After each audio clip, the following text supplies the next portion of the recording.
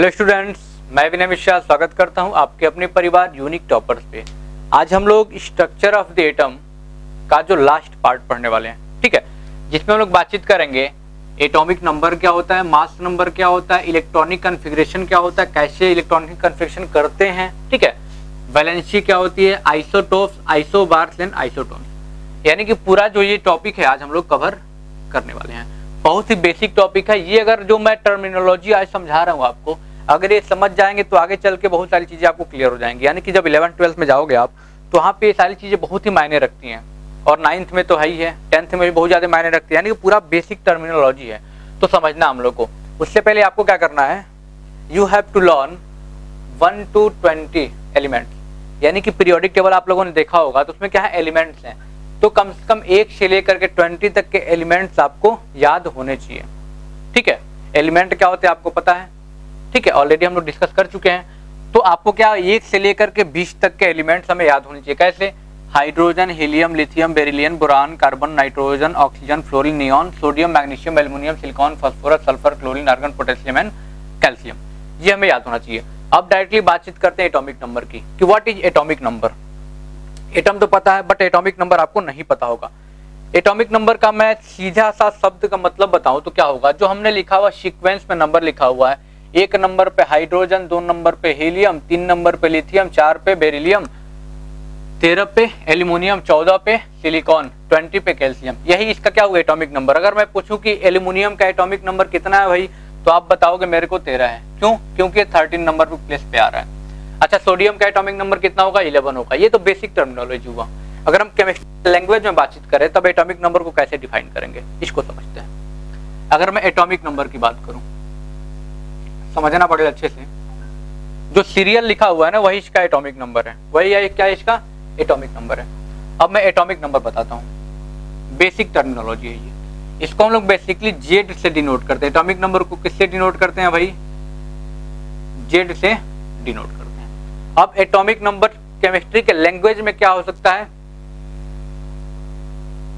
कितना इलेक्ट्रॉन या फिर प्रोटॉन प्रेजेंट है किसी भी एटम में, वही उसका एटॉमिक नंबर होता है। क्या बताया मैंने, the total number of protons और इलेक्ट्रॉन्स, लिख लो, the total number of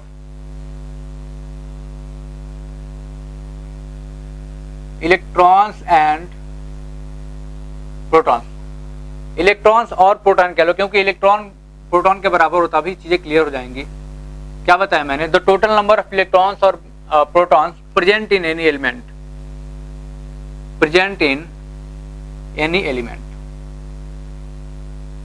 video पूरा देखना तब अच्छे से समझ में आएगा, क्योंकि एक एक चीज एक दूसरे से कोरिलेट कर रहा हूं मैं, ठीक है। एक एक चीज जो भी है सब एक दूसरे से कोरिलेट होती है, तो वीडियो पूरा देखना, ताकि ये जो टर्मिनोलॉजी इससे कोरिलेट करता है, जो आगे बताऊंगा इससे कोरिलेट करेगा, तो वीडियो पूरा देखा करना, ठीक है। क्या बताया मैंने, the total number of protons और electrons present in atom, present in any atom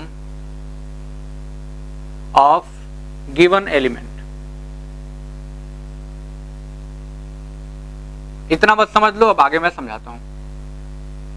atomic number जो सीरियल नंबर है वही उसका एटॉमिक नंबर है। जैसे मैं पूछूं कि ऑक्सीजन का एटॉमिक नंबर कितना होगा, डायरेक्टली बता दोगे 8, क्योंकि 8वें नंबर पे आ रहा है। लेकिन यहाँ पे क्या बताया जा रहा है, the total number of electrons और protons present in any atom of given element. किसी भी एलिमेंट के एटम में कितने इलेक्ट्रॉन्स हैं, प्रोटॉन्स हैं, वो एटॉमिक नंबर के बराबर होगा, ठीक है। कैसे होगा ये चीज समझो। अब इलेक्ट्रॉन्स, प्रोटॉन, न्यूट्रॉन्स कैसे निकालेंगे, तभी तो पता चलेगा कितना इलेक्ट्रॉन है या फिर प्रोटॉन है, तभी तो एटॉमिक नंबर निकालेंगे। तब एक चीज समझो, कैसे निकालते हैं इसके बारे में समझो। हमने ले लिया, मान लो सोडियम ले लिया, बड़ा अच्छे से समझना इस चीज को, बहुत ही बेसिक टर्मिनोलॉजी है। हमें नहीं पता कि इसका एटॉमिक नंबर कितना है, हमें नहीं पता इसका एटॉमिक नंबर कितना है, हमें ये तो पता है कितने नंबर पे आता है, ये 11 नंबर पे आता है, ठीक है। अगर मैं इसके बात करूं, इसमें अगर मैं बात करूं तो नंबर ऑफ इलेक्ट्रॉन कितने होंगे 11 होंगे। नंबर ऑफ इलेक्ट्रॉन कितने होंगे 11 होंगे। अच्छा, number of electron number of proton के बराबर ही होता है, ठीक है। तो नंबर ऑफ प्रोटॉन कितना हो जाएगा 11 होगा, क्योंकि एटॉमिक नंबर इसका 11 है, ठीक है, क्योंकि एटॉमिक नंबर इसका 11 है। हम ये भी कह सकते हैं, यहां से ये चीज समझ लो, मैंने क्या बताया, किसी एलिमेंट के एटम में कितने इलेक्ट्रॉन्स या फिर प्रोटॉन्स हैं वही उसका एटॉमिक नंबर होगा। यानी कि 11 इलेक्ट्रॉन्स हैं और इलेक्ट्रॉन्स की संख्या प्रोटॉन्स की संख्या की क्या होती है, इक्वल होती है। यानी कि एटॉमिक नंबर कितना हो जाएगा, 11 हो जाएगा। यानी हम ये भी कह सकते हैं कि जितना एटॉमिक नंबर होगा उतना ही क्या होगा, नंबर ऑफ इलेक्ट्रॉन और नंबर ऑफ प्रोटॉन होगा। आए समझ में, उतना ही क्या होगा, नंबर ऑफ इलेक्ट्रॉन और नंबर ऑफ प्रोटॉन होगा। एक बार और बताता हूं, यहाँ पे देखो, ये कोई हमारा क्या है, एलिमेंट है सोडियम। इसमें क्या है, नंबर ऑफ इलेक्ट्रॉन 11 है, नंबर ऑफ प्रोटॉन 11 है। इसका मतलब कि इसमें एटॉमिक नंबर कितना हो जाएगा, जो number of electron number of proton के बराबर होता है एटॉमिक नंबर 11 हो जाएगा। या फिर ऐसे समझ लो, अगर इसका किसी भी एलिमेंट का एटॉमिक नंबर 11 है तो वो जितना एटॉमिक नंबर होगा उतना ही इलेक्ट्रॉन होगा, उतना ही प्रोटॉन होगा। यानी कि number of electron 11, number of proton 11। अब एक और होता है सब एटॉमिक पार्टिकल, पता आपको 3 होते हैं, इलेक्ट्रॉन, प्रोटॉन, न्यूट्रॉन। तो नंबर ऑफ न्यूट्रॉन कितना हो जाएगा, नंबर ऑफ न्यूट्रॉन कितना हो जाएगा, ये चीज आपको समझना है। बताओ नंबर ऑफ न्यूट्रॉन कितना हो जाएगा। अगर बातचीत करें तो देखो, बताऊंगा मास नंबर क्या होता है, लेकिन इतना याद कर लो कि सोडियम का मास नंबर कितना होता है, 23 होता है, और मास नंबर को ऊपर लिखते हैं, अभी समझाऊंगा, बिल्कुल घबराना नहीं। तो mass number minus atomic number कर देंगे, यानी 23 माइनस 11 जाएगा, क्या बचेगा, 12, यानी कि 12 बचेगा। तो नंबर ऑफ न्यूट्रॉन कितने निकल के आ गए भाई, 12। ये टर्मिनोलॉजी समझ में आ रहा है कैसे इलेक्ट्रॉन प्रोटॉन निकालते हैं। जितना एटॉमिक नंबर उतना इलेक्ट्रॉन होगा, और जितना इलेक्ट्रॉन उतना प्रोटॉन होगा। और नंबर ऑफ न्यूट्रॉन कैसे निकालेंगे, mass number minus atomic number. यहां तक किसी कोई दिक्कत नहीं। चलो, ये भी बात आप लोगों को पता है कि ओवरऑल जो चार्ज होता है एटम पे क्या होता है, न्यूट्रल होता है। क्यों, क्योंकि जितना पॉजिटिव चार्ज उतना नेगेटिव चार्ज, यानी कि जितना इलेक्ट्रॉन उतना प्रोटॉन। यानी कि मान लो 11 इलेक्ट्रॉन है और 11 प्रोटॉन है, कट के क्या हो जाएगा, 0 बटा सन्नाटा, ठीक है, हो जाएगा, 0 हो जाएगा। यानी क्या है, कहीं कहीं ये न्यूट्रल है हमारा, ठीक है। क्या हमारा ये कोई एटम है हमारा न्यूट्रल होता है, ये चीज समझना आपको। आए समझ में। एक ये चीज समझ लो, कोई भी एक मैं जैसे मान लो कोई एलिमेंट एक्स है, कोई एलिमेंट क्या एक्स है, तो एटॉमिक नंबर को मैंने क्या बताया, जेड से डिनोट करते हैं। किससे डिनोट करते हैं, जेड से डिनोट करते हैं। एटॉमिक नंबर यहाँ लिखते हैं, मास नंबर को ए से डिनोट करते हैं। मास नंबर यहाँ लिख दो, कहीं कहीं यहाँ पे लिखा है, उससे कोई दिक्कत नहीं है। मास नंबर ए से डिनोट करते हैं, एटॉमिक नंबर जेड को, और ये हमारा कोई एलिमेंट है। इस प्रकार से हम क्या करते हैं, किसी भी एलिमेंट को डिनोट करते हैं। देख पा रहे हो कैसे मैंने डिनोट किया, एटॉमिक नंबर, ये मास नंबर, ये हमारा एलिमेंट, ऐसे ही करके इलेक्ट्रॉन प्रोटॉन न्यूट्रॉन निकालना आ गया, कोई दिक्कत नहीं किसी को। अब हम लोग बातचीत कर लेते हैं मास नंबर की। एटॉमिक नंबर समझ में आया क्या होता है, जितना इलेक्ट्रॉन उतना प्रोटॉन, और वही इलेक्ट्रॉन प्रोटॉन क्या होंगे, एटॉमिक नंबर के बराबर होंगे, या फिर सीरियल नंबर से भी कह लो तो एटॉमिक नंबर हो जाएगा हमारा। बहुत बेसिक टर्मिनोलॉजी, पूरा इसमें कंप्लीट करूंगा इस चैप्टर को, बहुत ही बेसिक टर्मिनोलॉजी अच्छी समझना। अब बातचीत करते हैं हम लोग मास नंबर की। मास नंबर क्या होता है, मास नंबर क्या होता है, आपको पता है कि कोई भी एटम है उसके सेंट्रल को हम क्या बोलते हैं, उसके सेंटर को न्यूक्लियस बोलते हैं। और न्यूक्लियस में कौन कौन होता है भाई, प्रोटॉन भैया होते हैं और न्यूट्रॉन बाबू होते हैं। कौन कौन होते हैं, प्रोटॉन और न्यूट्रॉन होते हैं किसी भी न्यूक्लियस में। और इलेक्ट्रॉन्स क्या करते हैं भाई, इसके चारों ओर, न्यूक्लियस के चारों ओर क्या करते हैं, चक्कर लगाते हैं, घूमते रहते हैं, ठीक है। इलेक्ट्रॉन्स क्या करते हैं भाई, इलेक्ट्रॉन चारों ओर चक्कर लगाते हैं।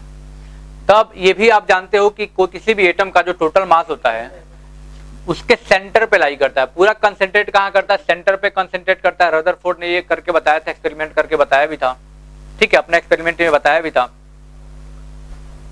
तो मास नंबर क्या हो जाएगा, ये तो बेसिक टर्मिनोलॉजी मैंने बता दिया। मास नंबर क्या हो जाएगा, मास नंबर को हम लोग बेसिकली ए से डिनोट करते हैं। मास नंबर को हम लोग ए से डिनोट करते हैं, the sum of total number of, यानी कि देखो मास ऑफ इलेक्ट्रॉन बहुत कम होता है, दिमाग से सुनना, मास ऑफ इलेक्ट्रॉन बहुत कम होता है, तो मतलब उसको नेग्लेक्ट कर देते हैं, उसको क्या करते हैं, मास नंबर निकालने में ऐड नहीं करते हैं। अगर मास नंबर बताऊं क्या होता है, तो प्रोटॉन प्लस न्यूट्रॉन ही क्या हो जाता है आपका, मास नंबर हो जाता है। क्या हो जाता है भाई, मास नंबर हो जाता है। Sum of number of protons and neutrons present in nucleus of any atom, तो क्या हो जाएगा हमारा, आप सोचोगे सर इलेक्ट्रॉन को भी ऐड कर दो, नहीं बिल्कुल नहीं करना है। क्यों? क्योंकि उसका मास क्या होता है, बहुत ही छोटा होता है, नेग्लेक्ट कर देते हैं, नेग्लेजिबल होता है। तो क्या करते हैं, the sum of total number of protons and that of neutrons present in atom of nucleus. ठीक है, एटम के न्यूक्लियस में कौन कौन प्रेजेंट होता है, प्रोटॉन न्यूट्रॉन, इन्हीं को ऐड कर देते हैं तो क्या निकल जाता है, मास नंबर निकल के आ जाता है। आज समझ में देखो, जैसे मैंने आपको क्या बताया, सोडियम है एटॉमिक नंबर 11, ठीक है, सोडियम का एटॉमिक नंबर 11, मास नंबर आपको पता है 23।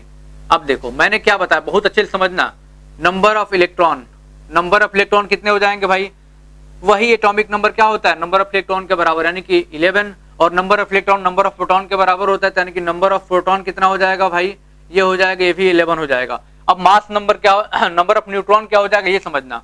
अगर नंबर ऑफ न्यूट्रॉन निकाले तो मैंने क्या बताया था आपको, mass number minus atomic number, 23 minus 11 कर दो 12 आ गया।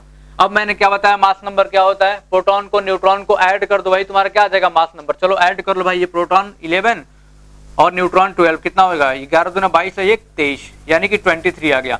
आप देखो यहाँ से निकालो, मास नंबर कितना आ रहा है, 23 आ रहा है। यानी कि मास नंबर निकालना हो, कैसे निकालेंगे, प्रोटॉन प्लस न्यूट्रॉन को ऐड, नंबर ऑफ प्रोटॉन से नंबर ऑफ न्यूट्रॉन्स को ऐड कर देंगे, आपको क्या निकल के आ जाएगा, मास नंबर। ठीक है, आए समझ में, न्यूट्रॉन निकालना है, इसमें से इसको माइनस कर दो। आए समझ में, मास नंबर क्या होता है। चलो अब आगे हम लोग बातचीत करें, atomic number, mass number clear हो गया। अब बात करेंगे हम लोग इलेक्ट्रॉनिक कन्फिग्रेशन, यानी कि distribution of electrons in different orbits और सेल्स, कैसे डिस्ट्रीब्यूट करते हैं इलेक्ट्रॉन को, ठीक है, बोर-बरी के नियम से। ठीक है, तो उसके बारे में बहुत अच्छे से समझ लो, क्योंकि इलेक्ट्रॉनिक कन्फिग्रेशन में बच्चों की हालत खराब हो जाती है। ठीक है, तो उनको दिक्कत आती है, लेकिन आपको बहुत ज्यादा लेवल तक नहीं पढ़ना, बहुत सारे एक्सेप्शंस भी हैं। ठीक है, लेकिन आपको उतना लेवल तक नहीं पढ़ना, जितना लेवल तक पढ़ना उतना मैं पढ़ाऊंगा आपको, और ज्यादा लेवल तक चाहिए ताकि क्लासेज 10th की क्लासेज देखो, 11th की क्लासेज देखो। ठीक है, वो आप मैंने बताए हुए हैं। Structure of the atom, sorry electronic configuration, मतलब कि how are electrons distributed in different orbits और सेल्स। ठीक है, ये सबसे पहले बोर-बरी के द्वारा डिस्ट्रीब्यूट करने का नियम बताया गया था, कुछ रूल्स बनाया गया था कि इलेक्ट्रॉन्स को कैसे हम लोग डिस्ट्रीब्यूट करेंगे ऑर्बिट्स में। ठीक है, उसके बारे में बातचीत करेंगे।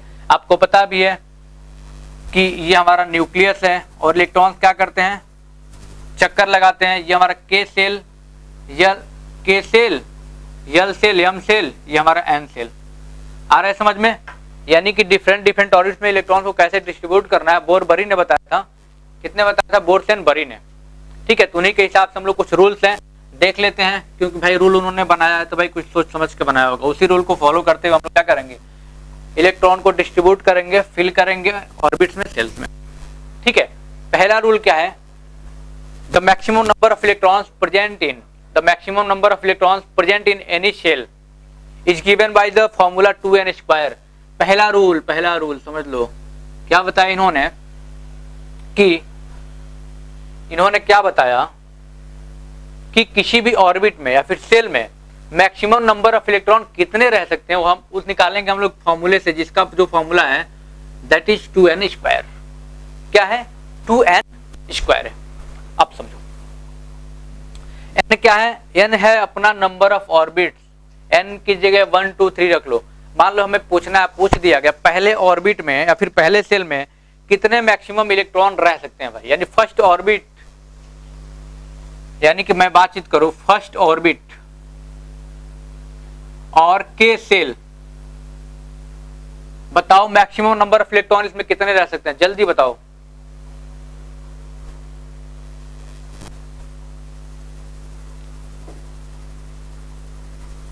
टू इंटू एन, यानी कि 1 का स्क्वायर कर दो, 1 का स्क्वायर कितना हो जाएगा, 2। यानी कि पहले ऑर्बिट में मैक्सिमम इलेक्ट्रॉन्स कितने रह सकते हैं, 2 रह सकते हैं।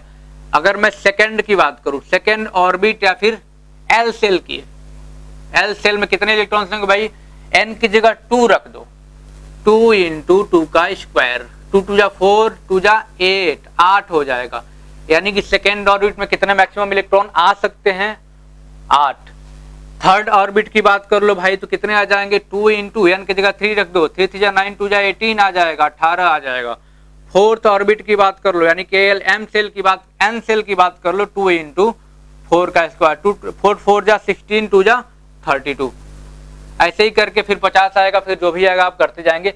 यानी कि किसी भी ऑर्बिट में मैक्सिमम इतने इलेक्ट्रॉन रह सकते हैं। ऐसा नहीं कि अब पहले ऑर्बिट में हमने 50 इलेक्ट्रॉन आया सबको डाल दिए उसी में उठा के, ऐसा नहीं करना है। एक रूल बनाया गया, उसके हिसाब से क्या बताया गया, 2n² से हम निकाल सकते हैं। पहले ऑर्बिट में 2, 8, 18, 32 ये मैक्सिमम इलेक्ट्रॉन्स होंगे हमारे फिल करने के लिए। लेकिन उसके बाद भी एक और रूल है, एक और रूल बड़ा ही तगड़ा रूल है। केवल ये रूल के समझ के गए आप तो समझ लो कि मतलब इलेक्ट्रॉनिक कन्फिगरेशन करोगे पूरा गुण गोबर हो जाएगा, ठीक है। और फिर टीचर जो कहानी सुनाएगा ना, जो अंडा देगा ना कॉपी में, फिर समझ में आएगा। तो ये पहला रूल था हमारा। अब इसी रूल पे खुश नहीं, चलो भाई इलेक्ट्रॉनिक कन्फिगरेशन आ गया। दूसरा रूल क्या कहता है कि किसी भी एटम एलिमेंट के एटम के आउटर मोस्ट में 8 इलेक्ट्रॉन से ज्यादा नहीं होंगे भाई। यहाँ पे बाउंडेशन लगा दिया। दूसरा रूल उन्होंने क्या बताया, the maximum number of electrons that can be accommodated in the outer most orbit is 8, यानी कि 8 से ज्यादा इलेक्ट्रॉन आउटर मोस्ट में नहीं होने चाहिए, यानी ऑक्टेट कंप्लीट होना चाहिए, उससे ज्यादा हम नहीं ले सकते, ये बताया, ठीक है। तीसरा रूल क्या बताया, ये दूसरा रूल समझ में आया। तीसरा रूल उन्होंने क्या बताया कि इलेक्ट्रॉन को एक मैनर वे में फिल करते चलना है। ऐसा नहीं कि पहला ऑर्बिट कंप्लीट नहीं हुआ दूसरे में कूद के चले गए, दूसरा नहीं हुआ तीसरे में चले गए, यानी कि मैनर वे में एकदम हाँ वही मैनर वे कह सकते हो, एकदम तरीके से क्या करना है, फिल करते हुए चलना है, फिल करते हुए चलना है। जैसे मैं बातचीत करूं, अगर मैं हाइड्रोजन की बात करूं, ये तो हमारा न्यूक्लियस हो गया।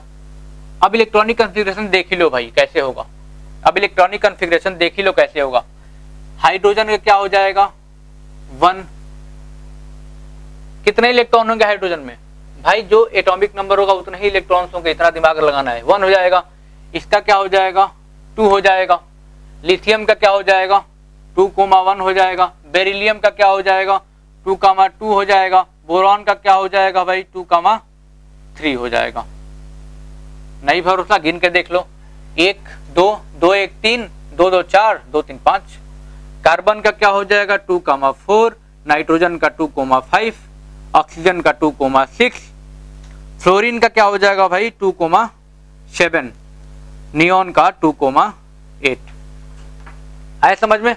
चलो सोडियम का क्या हो जाएगा 2,8,1। आप देख पा रहे हो मैं कैसे कर रहा हूं, आप देख पा रहे हो कैसे मैनर वे में हो रहा है, यानी कि आउटर मोस्ट में 8 से ज्यादा इलेक्ट्रॉन नहीं रखना है, ठीक है। अभी पता चलेगा। अब देखो 2 8 2, अब हम चाहें तो क्या कर सकते हैं 2,10 भी कर सकते हैं, ये भी 12 हो जाएगा। 2 8 10 2 12 ये भी 12 हो जाएगा। लेकिन ऐसा नहीं करना है। रूल क्या कहता है, रूल कहता है कि आउटर मोस्ट में 8 से ज्यादा इलेक्ट्रॉन नहीं होने चाहिए। अगर मैं यहाँ पे 10 कर दूंगा फिर ये सही नहीं होगा इलेक्ट्रॉनिक कन्फिगरेशन, फिर तो गड़बड़ हो जाएगा, है कि नहीं। एल्युमिनियम का क्या हो जाएगा 2,8,3, सिलिकॉन का क्या हो जाएगा 2,8,4, फास्फोरस का 2,8,5, सल्फर का 2,8,6, क्लोरीन का 2,8,7, ऑर्गन का 2,8,8, पोटेशियम का 2,8,10, 8 18 1 19, ठीक है। कैल्शियम का ऐसे कर सकते हो आप, कैल्शियम का मेरे को करके बताना कमेंट में, जो बच्चा वीडियो देख रहा है, ठीक है। चलो अब हम लोग बातचीत कर लेते हैं। हाँ पहले ऑर्बिट की बात करूं मैं,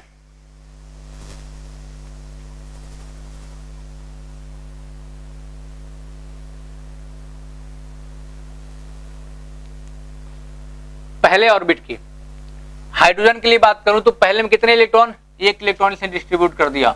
हीलियम की बात करें तो पहले ऑर्बिट में 2 इलेक्ट्रॉन कंप्लीट।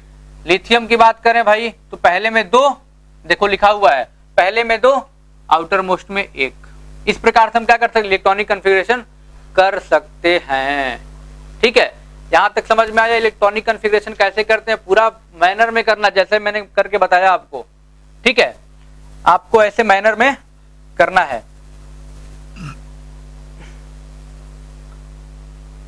चलो ये चीजें क्लियर हुई। अब आगे हम लोग बातचीत करेंगे वैलेंसी को लेकर। इलेक्ट्रॉनिक कन्फिगरेशन क्लियर हुआ, कैसे इलेक्ट्रॉनिक कन्फिगरेशन करते हैं। इलेक्ट्रॉनिक कन्फिगरेशन, इलेक्ट्रॉनिक विन्यास का मतलब ये होता है इलेक्ट्रॉन को डिफरेंट ऑर्बिट्स या सेल्स में क्या करना, डिस्ट्रीब्यूट करना। चलो let's talk about valency. What is valency. ऐसे मैंने वैलेंसी थोड़ी सी बताई भी थी आपको एटम्स एंड मॉलिक्यूल्स में, बट यहाँ थोड़ा सा और अच्छे से डिस्कस कर लेते हैं कि व्हाट इज वैलेंसी। वैलेंसी क्या होती है? वैलेंसी अगर बुक की बात करूं, बुकिश लैंग्वेज की बात करूं, the valency is the combining capacity of any element is known as valency. ठीक है, लेकिन बहुत उल्टा लग रहा है बच्चों को, सर क्या समझा दिए। लेकिन वैलेंसी की अगर सिंपल भाषा में बातचीत करूं, बताने का मतलब कि समझ में आए, पढ़ाने का मतलब कि समझ में आए, कोई भी एलिमेंट, कोई भी एटम, किसी भी एलिमेंट का कोई भी एटम कितना इलेक्ट्रॉन गेन कर रहा है, कितना लूज कर रहा है, कितना शेयर कर रहा है बॉन्डिंग बनाने के लिए, ऑक्टेट कंप्लीट करने के लिए, या फिर स्टेबल होने के लिए, वही क्या हो जाता है हमारा, वही हमारी वैलेंसी हो जाती है। अब देखो समझ में आएगा, समझ में आएगा वैलेंसी, बिल्कुल घबराना नहीं। देखो अच्छा हाइड्रोजन की बातचीत करूं, अगर मैं हाइड्रोजन की बात करूं तो बताओ वैलेंसी कितनी हो जाएगी? हाइड्रोजन की बात करूं तो वैलेंसी कितनी हो जाएगी? हाइड्रोजन की वैलेंसी 1 हो जाएगी, क्योंकि छोटे एलिमेंट्स क्या करते हैं, उनको डुप्लेट कंप्लीट करना होता है, और बड़े एलिमेंट्स अपना ऑक्टेट कंप्लीट करते हैं स्टेबल होने के लिए। अब जो हमारा देखो ये हमारा क्या है, ये हमारा न्यूक्लियस है, ये हमारा हाइड्रोजन है। तो अगर पहले ऑर्बिट में अगर 2 इलेक्ट्रॉन है और एक ही ऑर्बिट बन रहा है तो समझ लो स्टेबल होगा। अगर 2 इलेक्ट्रॉन होगा तो इसके पास एक ही है, तो एक और चाहिए डुप्लेट कंप्लीट करने के लिए, इसको क्या चाहिए, एक और किसी से लेगा, तो वैलेंसी कितनी हो जाएगी भाई? इसकी वैलेंसी 1 हो जाएगी, इसकी वैलेंसी 1 हो जाएगी। अच्छा हीलियम की बात करें तो अब मान लो हमारे हीलियम है, तो ऑलरेडी इसमें क्या है, आउटर मोस्ट में 2 इलेक्ट्रॉन कंप्लीट है, यानी कि डुप्लेट कंप्लीट है, यानी कि लेस रिएक्टिव होगा, या ना किसी से लेगा, ना देगा, ना शेयर करेगा। इसकी वैलेंसी कितनी हो जाएगी? इसकी वैलेंसी 0 हो जाएगी। क्या हो जाएगी इसकी वैलेंसी? इसकी वैलेंसी 0 हो जाएगी भाई। आए समझ में? चलो अब लिथियम की बात करें, लिथियम की वैलेंसी देखो 1 हो जाएगी। बेरिलियम की वैलेंसी क्या हो जाएगी? बेरिलियम की वैलेंसी 2 हो जाएगी। बोरान की वैलेंसी 3 हो जाएगी। ठीक है, कार्बन की वैलेंसी 4 हो जाएगी। ध्यान से समझना, बैलेंसी और बैलेंस इलेक्ट्रॉन में ज्यादा कंफ्यूजन मत रहना। बैलेंस इलेक्ट्रॉन का मतलब क्या होता है? बैलेंस इलेक्ट्रॉन का मतलब होता है जो आउटर मोस्ट में कितने इलेक्ट्रॉन्स प्रेजेंट हैं। ठीक है, देखो जिसका बैलेंस इलेक्ट्रॉन हीलियम कितना हो जाएगा? 2 हो जाएगा। आउटर मोस्ट में जो इलेक्ट्रॉन प्रेजेंट होंगे उन्हें हम क्या बोलते हैं? बैलेंस इलेक्ट्रॉन बोलते हैं। और लेकिन बैलेंसी इसकी कितनी होगी? 0, लेकिन बैलेंस इलेक्ट्रॉन 2 होगा। जैसे मैं बातचीत करूं क्लोरीन की, तो क्लोरीन की बैलेंसी कितनी हो जाएगी? क्लोरीन की बैलेंसी 1 हो जाएगी, क्योंकि एक इलेक्ट्रॉन और लेगा ये ऑक्टेट कंप्लीट करने की, एक लेगा तो ऑक्टेट कंप्लीट हो जाएगा। लेकिन बैलेंस इलेक्ट्रॉन कितना होगा? बैलेंस इलेक्ट्रॉन 7 होगा, लेकिन बैलेंसी कितनी होगी भाई? 1 होगी। अच्छा आर्गन की वैलेंसी कितनी होगी? आर्गन की वैलेंसी 0 होगी, क्योंकि लेस रिएक्टिव है, क्योंकि ऑलरेडी इसका ऑक्टेट कंप्लीट है। ठीक है, मैग्नीशियम की वैलेंसी कितनी होगी बताओ तो? मैग्नीशियम की वैलेंसी 2 हो जाएगी। क्यों? क्योंकि भाई 2 इलेक्ट्रॉन किसी को ये दे देगा, 2 इलेक्ट्रॉन किसी को दे देगा, तो आउटर मोस्ट में कितना बचेगा? देखो अब 8 बचेगा, यानी कि ये ऑक्टेट इसका कंप्लीट है, क्या हो जाएगा? स्टेबल होगा। यानी स्टेबिलिटी फाइंड करने के लिए इलेक्ट्रॉन गेन लूज या शेयर करते हैं ये। ठीक है, इसकी वैलेंसी 2 हो जाएगी। चलो ठीक है, सोडियम की बात करें, इसकी वैलेंसी कितनी हो जाएगी? इसकी वैलेंसी 1 हो जाएगी, क्योंकि एक इलेक्ट्रॉन किसी को दे देगा। देखो आउटर मोस्ट में कितना बचा? देखो देखो देखो 8 बचा, तो किसी को 1 दे देगा, 1 दे दिया तो वैलेंसी 1 हो गई भाई। ठीक है, ये चीज समझना आपको। बैलेंस इलेक्ट्रॉन बैलेंसी में कोई किसी को दिक्कत नहीं आ रही है?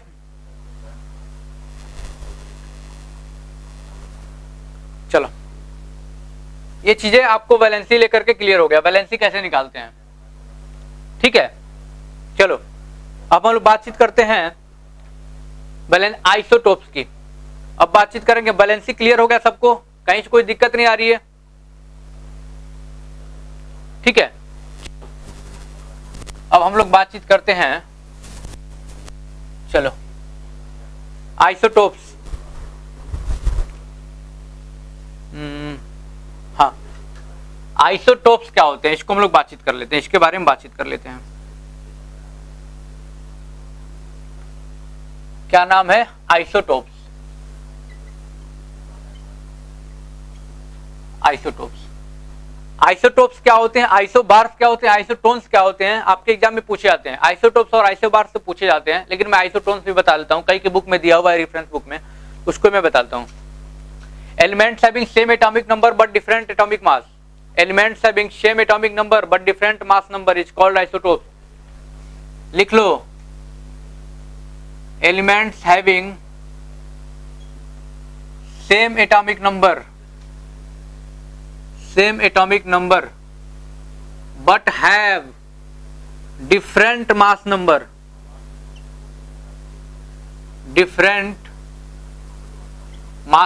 is known as isotopes.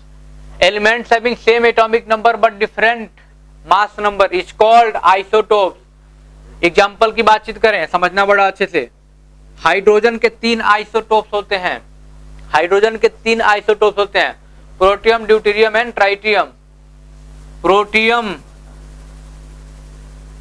Deuterium and tritium. यहां पे क्या समझ में आ रहा है कि एटॉमिक नंबर देखो तीनों का क्या है 1 1 1 है, लेकिन मास नंबर 1 2 3 अलग अलग है। तो क्या हो जाएगा, ये हमारे हाइड्रोजन के आइसोटोप्स हो जाएंगे। क्या हो जाएंगे, हाइड्रोजन के 3 आइसोटोप्स होते हैं। प्रोटियम, नाम लिख लो, प्रोटियम, ड्यूटेरियम एंड ट्राइटियम। आए समझ में। कार्बन की बात करें, कार्बन के आइसोटोप्स की बात करें, ये पहला एग्जांपल। दूसरा एग्जांपल, कार्बन एटॉमिक नंबर 6 लेकिन मास नंबर की एक का 12 होता है, एक का 14 होता है। डिफरेंट फॉर्म में एग्जिस्ट करते हैं ये, यानी कि सेम एटॉमिक नंबर देख रहे हो 6 और 6 है, 6 और 6, लेकिन मास नंबर क्या है 12 और 14 है। क्या समझ में आ रहा है, same atomic number but different atomic mass is known as isotopes. ठीक है, क्लोरीन की भी बात कर लो तो क्या होता है, एक और एग्जांपल ले लो। क्लोरीन की 17 एटॉमिक नंबर, इसका 35, इसका 37। देख पा रहे, same atomic number different atomic मास। यहां तक क्लियर हो गया होगा, यहां तक क्लियर हो गया। ठीक है, अब बातचीत करते हैं आइसोबार्स के बारे में। आइसोबार्स अपोजिट है इसका, आइसोबार्स क्या है, इसका अपोजिट है। इसका मतलब क्या कि डिफरेंट एटॉमिक नंबर होगा लेकिन मास नंबर क्या होगा, सेम होगा। क्या होगा, सेम होगा।